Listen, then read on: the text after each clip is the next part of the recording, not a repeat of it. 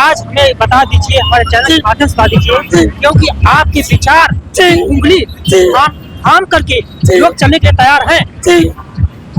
आप इस चीज को आप बताइए आज, क्योंकि हम समझ रहे हैं, आप भावुक मत होइए, आप भावुक मत होइए, हम आपकी बातों को हम समझ रहे हैं जी। और जब आप यह नजीर पेश करेंगे जी, नशा छोड़ करके, तो उनको बहुत कृतार्थ महसूस होगा जी। आप आज बताइए कि मैं क्यों नहीं छोड़ पा रही हूँ। आपके विचार की उंगली थामने के लिए जी जनता व्याकुल है। दोस्तों नमस्कार, मैं हूँ तेज बहादुर कुंज और आप देख रहे हैं बीडीपी खबर यानी भारतीय दुआ प्रहरी चैनल। दोस्तों मैं एक सोशल वर्कर हूँ और मैं सिर्फ जो है समस्याओं पर बात करता हूँ, जिसके वजह से काफी लोग हमसे नफरत करते हैं। प्रयागराज की धरती से बताना चाहता हूँ, मैं क्रांति हूँ, एक आवाज हूँ, हमको कोई दबा नहीं सकता। मैं गरीबों की बात करता हूँ। हमने वोट दिया है, ये दिल की बात है। हमने वोट दिया है, हमने सरकारें चुनी है अपनी सुरक्षा के लिए, लेकिन जिस तरह से हम लोगों के साथ धोखा किया जाता है। कैसा धोखा हुआ आपकी? सावन में 1 महीने के लिए कांवरियों के लिए फिक्स रहती है और जगह जगह बैरिकेडिंग, शासन प्रशासन सब कुछ की व्यवस्था है। बिना कांवरियों के लोग, बाइक वाले लोग, जो 4 व्हीलर वाले लोग इतने भयंकर स्पीड से इस रोड पर चल रहे हैं कांवरियों वाले लेन में, ये समझ लीजिए कि हादसा कभी भी हो सकता है जी। और मैं डीएम प्रयागराज और डीएम भदोही और DM Banaras, SP Prayagraj, SP Bhadohi, SP Banaras और माननीय योगी आदित्यनाथ जी से हाथ जोड़ के निवेदन करना चाहता हूं कि जल्द से जल्द इन समस्याओं पर विचार किया जाए। रही बात कांवरियों की, कुछ लोग कांवरियों को गाली भी देते हैं, बोलते हैं कि ये साले निकल गए हैं एंजॉय करने के लिए। ये जो भगवा रंग दिख रहा है, यह एक नशा है और यह नशा हर हिंदुस्तानी के अंदर रहता ही रहता है। वही दोगले हैं जो नहीं चाहते और हम लोगों की समस्या को सुना जाए। हम लोगों की जिंदगी इतनी सस्ती नहीं है जितना कि आपके विधायक, आपके सांसद, आपके अधिकारी, आपके कर्मचारी समझते हैं जी। क्या उनके कोई विधायक आपकी जिंदगी को सस्ते करते हुए आपने उनको देखा है? हमारे यहाँ विधायक हैं श्री विपुल दुबे जी और सांसद हैं श्री विनोद बिंद जी। ये समझ लीजिए कि इतना परेशान कर दिए हैं आपको, हमको भी। विधायक जी, उनके लोग, विधायक के लोग भी हमको कई बार धमकी दे चुके हैं। क्या बोलते हैं धमकी में? बोलते हैं क्यों आपको क्या दिक्कत है, क्यों ऐसा करते हो जी। मेरा अधिकार है, मुझे मेरी आवाज को कोई दबा नहीं सकता जी। बिल्कुल। और किसी में हिम्मत नहीं है कि सामने से आकर हमसे बात कर ले जी। जो पुलिस डिपार्टमेंट के लोग हैं जी, वो आपके परिवार के ही लोग, कहीं न कहीं आपके परिवार के लोग पुलिस में तैनात होंगे जी।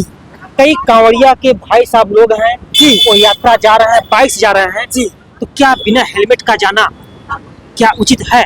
क्योंकि खून तो वही बहेगा ना जी, खून तो वही बहेगा। ऐसे में उन कांवड़िया भाइयों के लिए क्या आप मैसेज देना चाहेंगे जो लोग बिना हेलमेट के जा रहे हैं? उनसे हाथ जोड़कर निवेदन करना चाहता हूँ कि अपने मान मर्यादा प्रतिष्ठा में वापस आइए जी, वरना आप खत्म हो जाएंगे।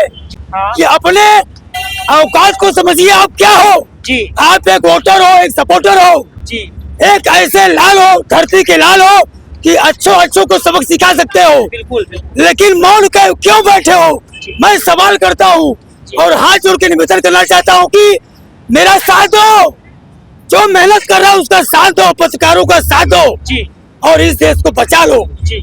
और कुछ पत्रकार भाई ऐसे भी हैं कि उनको इस दुनियादारी से मतलब नहीं है। कितना परेशान, घर से लेके बाहर तक, रोड से लेके, यानी जहाँ देखो परेशानी, लेकिन लोग मौन बैठे हैं, पता नहीं क्यों जी। बड़ी पीड़ा होती है, बड़ा कष्ट होता है जी। मैं भी इसी के साथ संघर्ष कर रहा हूँ। मैं तो प्रशासन काटा है कि हम डंडे से मारे जाएंगे। समस्या यह है कि जो मारते हैं वो मेरे भाई हैं, मेरे रिश्तेदार हैं, मेरे नातेदार हैं, मेरे सगे हैं, मेरे संबंधी हैं, लेकिन पता नहीं क्यों जी सरकारी वर्दी मिलने के बाद उनके ब्रेन में क्या हो जाता है कि हम लोगों को ही, अपने भाइयों को ही नहीं पहचानते जी। बड़ी पीड़ा होती है, वो तो दर्द होगा, बहुत कष्ट होता है। कई परिवार को आपने नशे से उजड़ते हुए देखा होगा जी।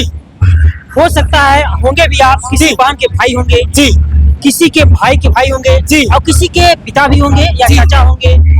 तो ऐसे में अगर वह नशा से जी कोई परिवार उखड़ जाता है जी और कोई बहन का परिवार टूट जाता है जी और ऐसी दशा में उनसे आप अपील करिए। मैं डबल एमए का छात्र हूँ, लेकिन मैं भी इस नशे का आदी हो चुका हूँ। कभी कभी मुझे बड़ी ग्लानि होती है, जी, लेकिन मैं रह नहीं पाता। जैसे आपको ग्लानि होती है जी तो उसके लिए आपको महसूस होता है कि हमने गलती कर दिया। मुझे बड़ी ग्लानि होती है, लेकिन हालांकि आप मैं छोड़ नहीं पा रहा हूँ। क्यों नहीं छोड़ पा रहे हैं? लेकिन- आपके विचार की उंगली थामने के लिए जी जनता व्याकुल है जी और जब आप यह नजीर पेश करेंगे जी नशा छोड़ करके जी। तो उनको बहुत कृतार्थ महसूस होगा। जी जी जी आप आज जी। बताइए कि मैं आज हमें बता दीजिए, हमारे चैनल के माध्यम से बता दीजिए, जी। क्योंकि आपके विचार जी। उंगली जी। थाम करके जी। लोग चलने के लिए तैयार हैं। जी आप इस चीज को आप बताइए आज, क्योंकि हम समझ रहे हैं। आप भावुक मत होइए, आप भावुक मत होइए, हम आपकी बातों को हम समझ रहे हैं। आपके उस विचार की उंगली थामने के लिए लोग तैयार हैं। जी। हो सकता है जी। आपको दिखाई न दे रहे हों, जी लेकिन हम हमारे जितने भी दर्शक हैं, मैं जी। उम्मीद करता हूँ जी। और उनसे निवेदन करना चाहता जी। हूँ कि भाई साहब की जो भी बातें हैं, जी। यह चैनल जी। निष्पक्षता के साथ आपकी बात को रखने का प्रयास करेगा जी। और रखता रहेगा। जी तो हमारे भाइयों के लिए आप संदेश दे दीजिए कि नशा न करें आप। मैं आज हिंदुस्तान के समस्त सभी से निवेदन करना चाहता हूँ कि आप लोग नशा न करें, जी क्योंकि यह जिंदगी बड़ी अनमोल है। जी इसको समझने की कोशिश करिए, जी क्योंकि यह जिंदगी दोबारा मिलने वाली नहीं है। जी। दोस्तों, भाई साहब अपील करते हुए आज इतना भावुक हो गए हैं। ऐसा इनको ये ऐसा मानते हैं कि यह मेरा परिवार ही है और नशा करने से यह परिवार उजड़ जाएगा, उसके संदर्भ में भाई साहब भावुक हो गए हैं।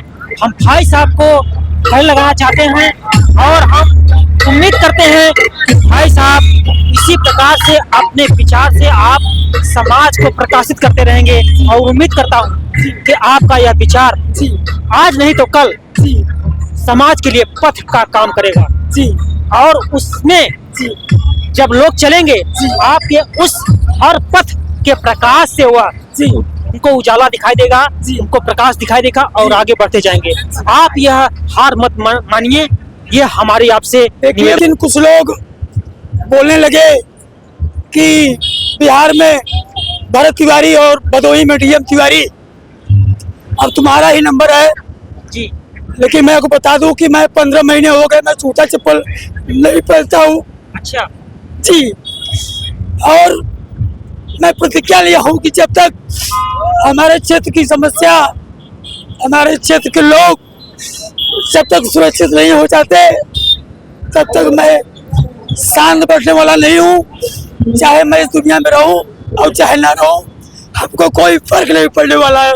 आप चिंता न करिए, आपका विचार हमेशा जीवंत रहेगा, आपका कदम हमेशा जीवंत रखेगा आपको। तो आप इसमें कतई संकोच मत करिए, आप अपने विचार को आप जीवंत और मैं रखिए। भारत के समस्त हिंदुस्तानियों से कहना चाहता हूँ कि मेरा साथ दीजिए। आदमी एक बार मरता है, लेकिन कुछ लोग जान पाते हैं। लेकिन जो लोग बेशर्मी की जिंदगी जी रहे हैं, तो बार बार मरने से अच्छा है एक बार मर जाओ, इस दुनिया से मुक्ति मिल जाएगी। मैं बता दूं, मेरे दो बच्चियां, 2 बच्चे हैं, मेरी वाइफ है, मेरी माँ है। बहुत बहुत शुक्रिया आपका।